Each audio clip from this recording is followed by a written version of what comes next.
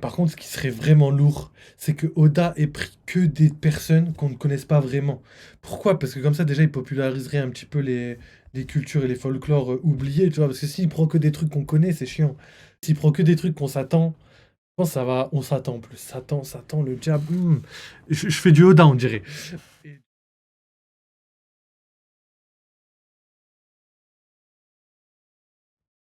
Il faut que cela ressemble à l'animal, comme le Hokushi no Makami, le phénix, le pégase ou encore le dragon. Il faut un fruit qui donne une apparence d'araignée. Et tout le monde a déjà pensé au yokai japonais, le Ushi Oni, un énorme yokai avec une tête de Un taureau et un Gyuki. corps d'araignée, une créature violente qui vit dans les mers du sud du Japon. Il surgit de l'eau pour dévorer les malchanceux, qu'il voit sur la plage ou le long des côtes. Il a également une antenne à laquelle il donne l'apparence d'une femme qui se noie pour pouvoir manger les personnes qui tentent de la sauver. Toutefois, il y a une chose assez étrange. L'autre nom donné au Ushi Oni est Gyuki. Et à Wano Kuni, on connaît quelqu'un qui s'appelle Gyukimaru, du pont des détrousseurs. Rappelez-vous, Gyukimaru s'était fait passer pour un humain. Donc je pense qu'Eiichiro Oda ne donnera pas ce fruit à Saturne. Gyukimaru est déjà affilié au yokai. Par contre, écoutez-moi bien, je pense que l'auteur n'utilise pas exclusivement des yokai japonais pour le Gorosei.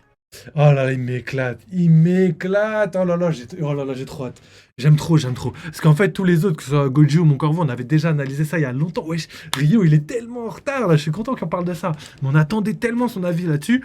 Et nous, on était carrément sur ce terrain-là. C'est-à-dire que moi, je trouve ça pas logique de la part de Da de prendre que des yokai japonais. Ça ferait trop restreint. Alors qu'en vrai, des démons, on en a plein dans la Bible. Et on sait qu'ils s'inspirent énormément de la Bible. On en a plein dans tout ce qui est domaine, je sais pas, de Grèce antique, on a plein de démons dans toutes les mythologies, et toutes les religions, même, je veux dire, on parle de la Bible, mais il y a aussi la Torah et l'islam où à l'intérieur on peut trouver énormément de démons qui pourraient être tellement stylés, et au final, le fait qu'ils s'inspirent que des yokai japonais, ce serait un peu triste. Par contre, là où je suis pas d'accord avec lui, c'est que il pense que Saturne n'est pas un Gyuki et qu'il n'est pas euh, un yokai.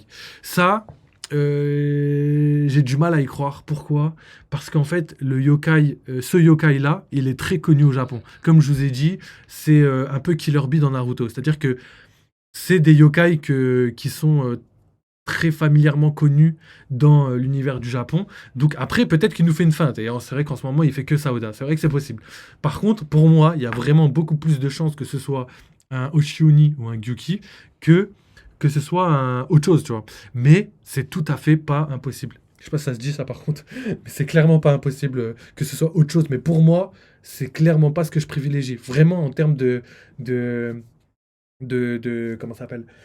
de, euh, ouais, de proba en termes de pourcentage, il y a vraiment plus de chances que ce soit un Gyuki. En plus, le Gyuki, on sait que il a un côté hypnotisant pour essayer d'hypnotiser ses cibles. Il a tout ce côté-là, tu vois. Après, Saturne, c'est quand même différent, mais il a ce côté patte d'araignée et ce côté tête de buffle. C'est pour ça, par exemple, que Killer Bee a été inspiré du même, et au lieu d'avoir des pattes d'araignée, elle a des pattes de tentacules, et il a une tête de buffle. Donc, dire que c'est pas un yokai, c'est parier sur le fait que Oda nous fait une feinte. Et ça, gros, si Oda nous fait une feinte, c'est pour nous feinter. On pourra pas cramer la feinte. On les a jamais cramés à chaque fois. Que ce soit God Valley, où on s'est tous fait avoir, on pensait que c'était le truc des tout. Il y a personne qui a dit le contraire. Ou même que ce soit Garling, roi de God Valley, et au final, c'était pas leur. Enfin, il y en a plein d'autres, il y en a plein d'autres. Même Bonnie, fille de Big Mom, ou je sais pas, clone de je sais pas qui. Enfin, vous avez capté, il y a tellement de feintes d'Oda. Plutôt des démons de tous les folklores, car on parle de Ça m'éclate. représentants du monde, comme l'indiquent leurs inspirations respectives. Je pense avoir trouvé quelque chose de très intéressant pour Saturne. Comme vous le savez, le nom des Gorosei provient des planètes, du système solaire. Saturne a ses propres satellites, donc on parlera de Rhea. Elle a un cratère qui s'appelle Iktomi.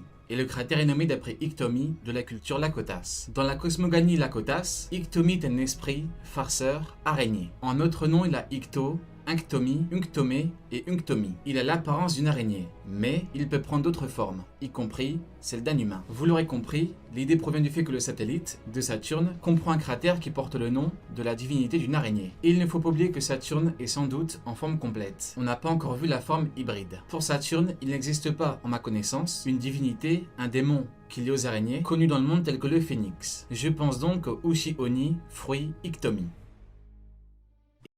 Ok, donc il aimait l'hypothèse des deux. Ictomie, ouais, possible, hein, en vrai, pas impossible. C'est pas ce que je privilégie, mais pas impossible. Tenbaron V Nusuro. Comme Ah là, je suis content, il va parler des autres. Et comme je vous ai dit, je suis sûr qu'il va prendre des folklores de tous les. Pour moi, je suis sur cette idée. C'est vrai que c'est une représentation du monde. Et Oda, je le vois très mal s'enfermer dans un sujet. Après, peut-être qu'il nous a réservé autre chose. Il a peut-être mis que des yokai dans les trucs. En tout cas, je suis trop content qu'il ait pensé ça. Frère, quand j'ai vu Mon Corvo et Goji qui étaient d'accord sur ce fait-là, je me suis dit, ah ouais, c'est peut-être moi qui me trompe. Mais au final, non, il y a d'autres mecs qui pensent comme ça. Je suis content. Saturne et les autres doyens, je présenterai un fruit original. Yokai. Venusuro est le seul doyen qui s'habille comme ça. Il est différent des autres. Il n'a pas de costume cravate. Il a un kimono. Il n'a pas d'épée, mais un sabre japonais. Il sera alors le représentant de la mythologie japonaise. Et il aurait mangé le fruit mythique du Yume no Seirei. Yume no Seirei. Esprit de rêve en français, un yokai de la mythologie japonaise censé provoquer des cauchemars. Il a parfaitement les caractéristiques pour faire partie de l'orga ténébreuse. En termes d'apparence, il lui ressemble comme deux gouttes d'eau. Yumi no Seirei est représenté comme étant un homme âgé, tout comme Venusjuro. Il est émacié tout comme Venusjuro. Il porte un kimono blanc, ample, tout comme Venusjuro, qui révèle sa cage thoracique, tout comme Venusjuro. Yumi no Seirei tient avec sa main une canne. Venusjuro a une épée. Et préparez-vous, c'est là que tout va se jouer. De l'autre main, il tend la main pour faire signe. Comme qui, je vous le donne dans le mille, Venusjuro. Chapitre 233, la toute première révélation du Gorosei, il fait un signe de la main, tout comme Yume no Seirei. C'est un Marcus Mars. Après la mythologie Lakotas et le shintoïsme, c'est autour de la mythologie hindouiste. D'après ce qu'on a vu, on comprend rapidement que l'oiseau fait référence à Marcus. Et s'il y a bien un fruit en lien avec les oiseaux que Marcus Mars a bien pu manger, eh bien c'est bien un oiseau qui est considéré comme étant le roi des oiseaux. Je vous présente Garuda. Dans le bouddhisme, les Garudas étaient vus comme des animaux maléfiques. On fait rapidement un lien entre l'oiseau et ce qu'on voit au chapitre. D'ailleurs, Garuda, pour les gens qui suivent un petit peu mes lives sur Final Fantasy, c'est l'émissaire. Donc, c'est en gros une bête mythologique dans le jeu qui est contrôlée par les pays comme étant une substitution aux armes de destruction massive. En gros, les bêtes mythologiques, c'est des armes de destruction massive et ils sont utilisés pour faire la guerre, etc. Vous avez capté. Et du coup, Garuda, il y en a une. Et du coup, Garuda, c'est vrai que vu que Final Fantasy, c'est un jeu japonais et qu'il ça se tire, ils se tirent de ce type de mythologie pour inspirer leur jeu, c'est-à-dire qu'au Japon, c'est pas quelque chose qu'on n'a pas l'habitude de voir. Nous, par exemple, Garuda, franchement, tu m'aurais dit, j'aurais pas cramé parce qu'on n'a pas la même culture. Mais pourtant, au Japon, c'est pas la même vision qu'ils ont de Garuda. Parce que tout ce qui est shintoïsme, hindouisme, ou même mythologie japonaise, tout ce que tu veux asiatique, eh ben, ils ont leurs références comme nous, on connaît bien le christianisme et tout, même si on n'est pas chrétien, tu vois, n'importe qui sait ça. Enfin, peu importe.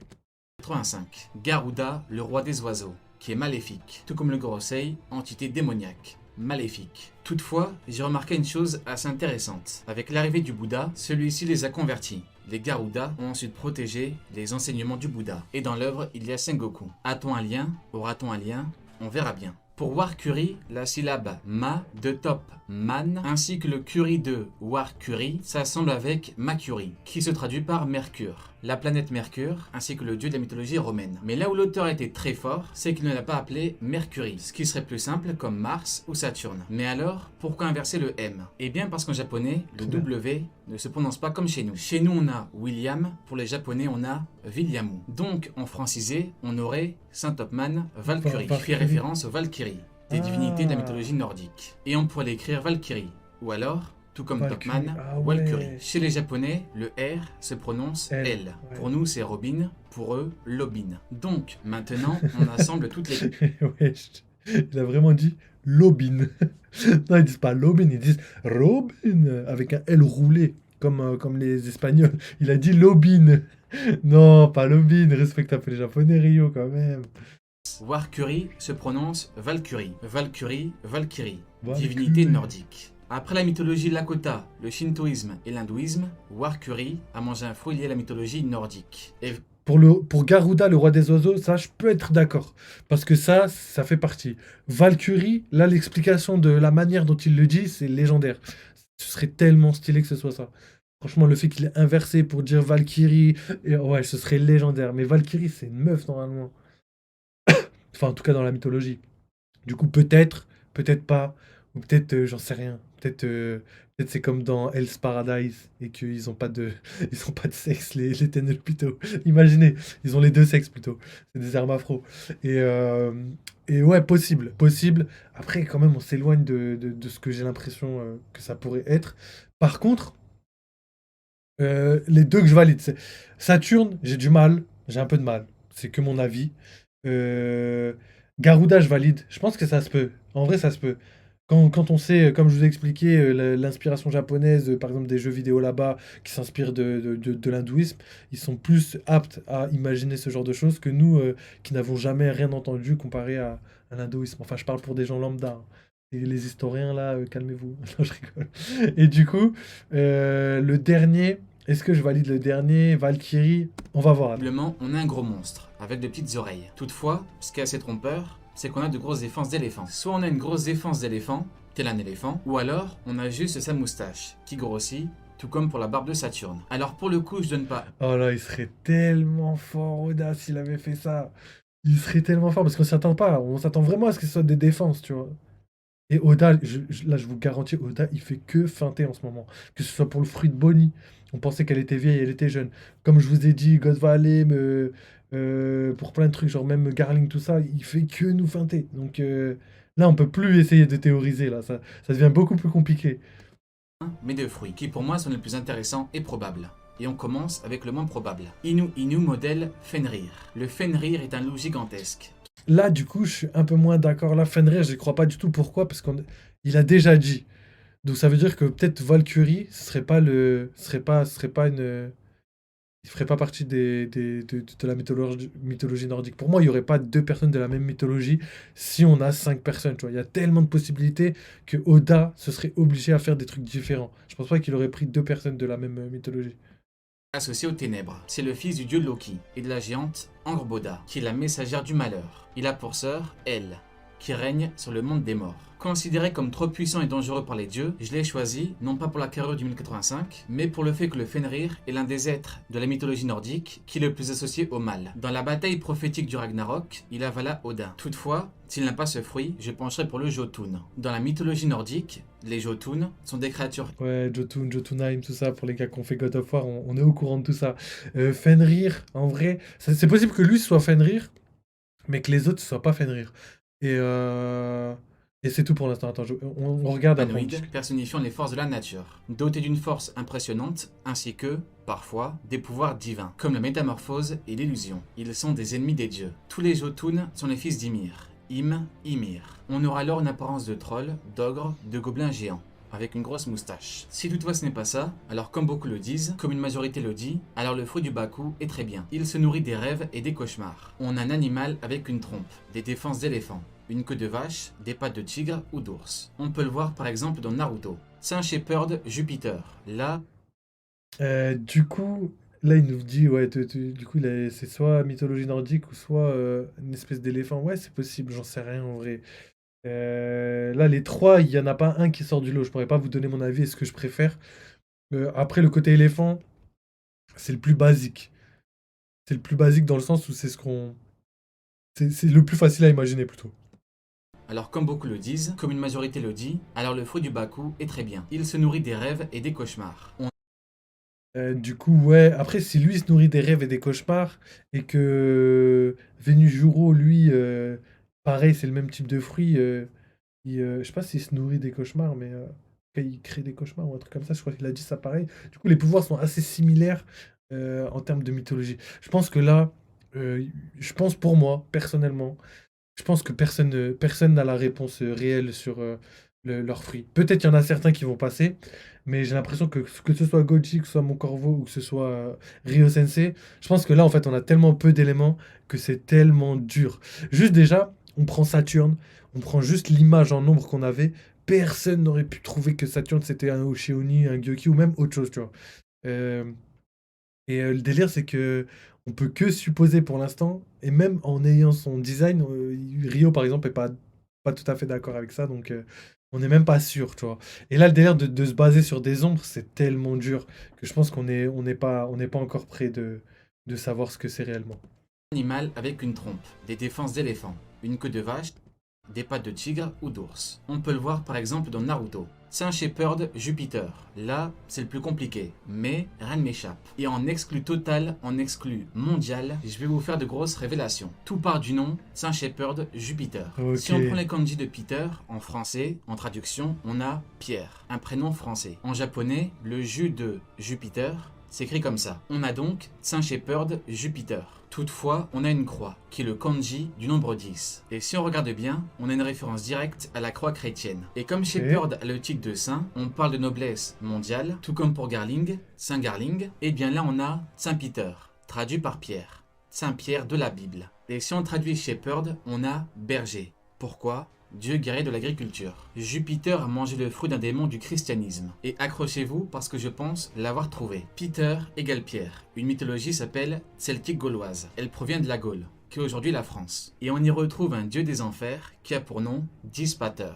Dis Pater, qui est le nom 10, comme le kanji du nom Jupiter, qui veut dire 10. Ça, c'est du Oda. En traduisant, on obtient Pierre. Un prénom français pour Saint Pierre de la Bible, la croix chrétienne dans le nom de Peter, Dis Pater, un dieu assez obscur, assimilé à Pluton. Absolument tout prend sens et tout s'emboîte parfaitement. Je pense donc que Saint Shepherd de Jupiter a mangé le Ito Ito, modèle Dis Pater. Par contre, ce qui serait vraiment lourd, c'est que Oda ait pris que des personnes qu'on ne connaisse pas vraiment. Pourquoi ? Parce que comme ça, déjà, il populariserait un petit peu les cultures et les folklores oubliés, tu vois. Parce que s'il prend que des trucs qu'on connaît, c'est chiant. S'il prend genre, je sais pas, Diab, tout ça, tu vois. Ok, Diab pour Imsama, ok, je valide. Mais après, s'il prend que des trucs qu'on s'attend, je pense que ça va, on s'attend plus. S'attend, le Diab. Je fais du Oda, on dirait. Et du coup, je pense personnellement qu'il va prendre des trucs qu'on s'y attend pas. Par exemple, regardez. Saturne, est-ce qu'on s'y attendait? Non. Et pourtant, est-ce qu'on est déçu? Non. Donc, je pense que c'est possible qu'on fasse que des trucs stylés auxquels on s'attend pas du tout. Comme dit en début de vidéo, Saturne, Lucci et Kaku ont des écharpes noires, tandis que Luffy et Yamato des écharpes blanches. Juste petite pause. En fait, pour moi, écharpe noire, écharpe blanche, j'y crois moyen dans le sens où, ok, pour Yamato et Luffy, ça marche, mais le délire, c'est que les autres, c'est des Zoan normaux, c'est pas des Zoan divins. Kaku, c'est une girafe et Lucci, c'est un léopard. Frère, ce serait pas ouf d'apprendre que ce soit des types démons alors que c'est des types animaux. Je sais pas, enfin, je sais pas.